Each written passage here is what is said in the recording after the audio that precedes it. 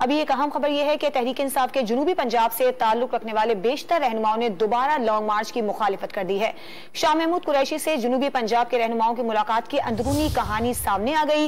इन रहनुमाओं ने तजवीज दी है कि लॉन्ग मार्च के बजाय जलसों की सियासत पर तवज्जो दी जाए। अहम अपडेट जिसके हवाले से आपको अपडेट कर रही हैं, जुनूबी पंजाब से PTI ये फिलहाल लॉन्ग मार्च को मुलतवी कर देना चाहिए। बेशतर रहनुमाओं की जानिब से ये राय दी गई है कि फिलहाल जो लॉन्ग मार्च है उसे मुलतवी कर दिया जाए। PTI रहनुमाओं की जानिब से ये मशवरा दिया गया है, मुशावरत की गई है और दूसरी जानिब लॉन्ग मार्च की मुखालिफत भी देखने में आई है। बेशतर रहनुमाओं ने यह कहा है कि फिलहाल लॉन्ग मार्च को मुलतवी कर देना चाहिए, ये राय दी गई है।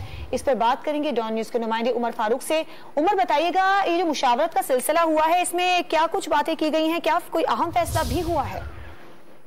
जी, जनूबी पंजाब के रहनुमाओं से vice chairman PTI Shah Mahmood Qureshi ने मुलाकात की गुज़िश्ता रोज और इसमें साबिक वजीर आला उस्मान बुज़दार भी शरीक हुए। बेशतर जनूबी पंजाब के रहनुमाओं ने जो है वो मशवरा दिया कि दोबारा लॉन्ग मार्च जो है वो इस वक्त नहीं करनी चाहिए और अगर लॉन्ग मार्च करना भी चाहती है PTI तो इसको मशरूत कर देना चाहिए सुप्रीम कोर्ट की इजाजत के साथ। और फिलहाल जो ज़िमनी इंतखाब में फैसला किया है PTI ने लड़ने का, उस पर जो है भरपूर किस्म की तवज्जो दी जानी चाहिए और तंजीमी जो सेटअप है उसको मजीद जो है वो मजबूत कर देना चाहिए। बहुत शुक्रिया आपका उमर फारूक।